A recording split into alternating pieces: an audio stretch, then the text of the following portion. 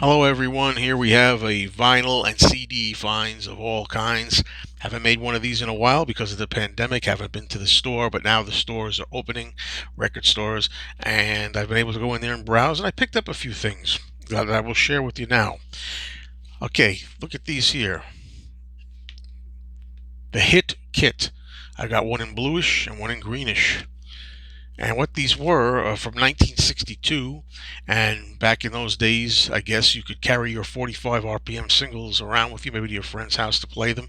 And we'll just take this one here and open it up. You have these straps here. Comes off, and when you open it, thusly, by the way, this still has intact an index for record indexing. You could put down what you have here, the songs and so forth, all right? It opens up like that, kind of like an accordion, and you put all your 45s in there. So that's the Hit Kit. And fasten it up again. I think it's a nice piece of nostalgia from the early 60s. So that's the first item here I want to show you. Okay, I'm noticing when I prepared this, I have a lot of females. You know, I when it comes to music, non-Beatles music anyway, I like a lot of female artists. So this is something that I picked up, which I thought was pretty unusual and kind of rare, for my Joan Jett collection, Joan Jett and the Blackhearts. This is a CD single of the song Backlash. Backlash is a song that came out on the Notorious album, which was released in 1991. Whoop, never understood CD singles. I've said that many, many times here. Paul Westerberg of the Replacements, I think, wrote this song with Joan, so the two of them co-wrote it. It's a good song. I always thought it could have been a stronger single. It should have been. Was it even released as a single? I don't know. I think it was. I know "Don't Surrender" was a strong single. I think the song "Backlash" and "Don't Surrender." I'm trying to put this back in the jewel case here, were really good ideas for singles, but unfortunately, didn't really take off big. Okay, I love Dusty Springfield, and I came across this used, which I figured, what the hell, you know? This is the complete BBC sessions of Dusty, and I want to give this a shot. I already played some of this in the car. What I did was I kind of bounced around to the songs that I really like, that I know already. But there are some here. I just like her voice. I like her voice and the way she delivers a song. So you're going to see how the whole thing sounds. There's a little booklet here. And for those who are interested, I will show you some of the photos here. Here's one here. And they have when she was with the Springfields. Yeah, originally she was with the Springfields, I believe, and then did her own thing as Dusty Springfield. And just really like her. So I'm more open to trying stuff from Dusty. Alright, so that's that. Let's take a break from the women for a while. I picked up a 45. Now, there's a good chance. I've got tons of 45s. There's a good chance I have this one already. But in the 70s, the early 70s, there was a great song here called Brother Louie by the group Stories. And I probably have this already. But in case I do not, I saw this for cheap and I said, oh, I got to have this as a 45. Memories, Memories. Good song, good song. Okay, we're sticking with the males, even though the funny thing about this is, here's a song I love from the 70s by the Ozark Mountain Daredevils. It's funny, I say we're sticking to the male now for a minute or so. It's Jackie Blue, right? A&M Records, Ozark Mountain Daredevils. But the thing about this is, I always thought when I was a kid that there was a female singing this. I think the lead singer sounds kind of like a female. And I remember reading recently, I think it was on Wikipedia, that I'm not the only one apparently who thought that this was kind of like a feminine singer. So I'm not the only one to make that mistake, but I love that song, Jackie Blue. And the album version that comes from, by the way, has a longer version of the song, longer version of the song. The single is shorter. Okay, now let's go back to the ladies because, I love my ladies and I make no apologies for it. This could be one of my very favorite songs by Heart from 1985, self-titled album Heart, called Never.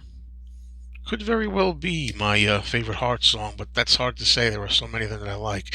I like the authority and the command with which Ann Wilson sings this song. Okay, I just walk those legs right over here. She tells me, "You got it. I'm on my way." So, okay, now sticking with the female theme. Of course, I say a lot of female stuff here. Patti Smith Group, Because the Night. Now, I know I have the single. Whether I have it with the picture sleeve is anybody's guess. But again, when I see these picture sleeves cheap and in fairly good condition, I have to get it. I mean, if I had seen this for like $15, $20 or something like that, and I wouldn't, and I think I have it, and the condition wasn't great, I would take a chance on it. Okay. Last night on Turner Classic Movies, I was watching the 1967 documentary about Bob Dylan called "Don't Look Back." It is, if you haven't seen that, it's fantastic. Maybe I'll do a video on that one day. Don't Look Back. I already know, I'm very familiar with it. I've seen it in the theaters. So I saw Don't Look Back at a revival theater once, and I own it. I had it on VHS tape. I had it on DVD. Now I have it on. Do I have it on Blu-ray? Or just, no, it's still a DVD. I never got the Blu-ray. But anyway, I watched it last night, and within that documentary, there's a scene in there that I love. In I guess it's a hotel room where Bob seems to be composing, writing something at the piano, and Joan Baez is on the guitar singing a beautiful version.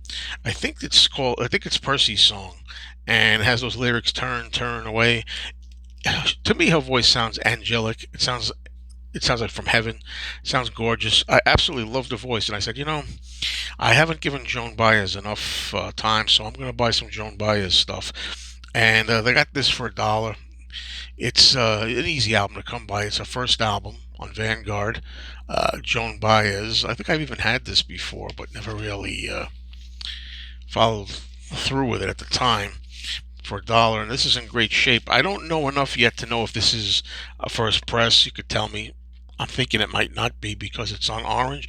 Maybe the first press is gray. I don't know. I know there are gray Vanguard record labels, but I really want to start listening to more Joan Baez. Okay, and I also purchased this Joan Baez record. This is from later on. This is 1979. Joan Baez, you can see she looks different there, and the album is called Honest Lullaby. Love her voice, and I took a chance with this album. It's on Portrait Records, this particular uh, album. This is whenever I think Portrait Records, I always think of Ringo Starr. He went on Portrait Records in 1978. This album is from 1979.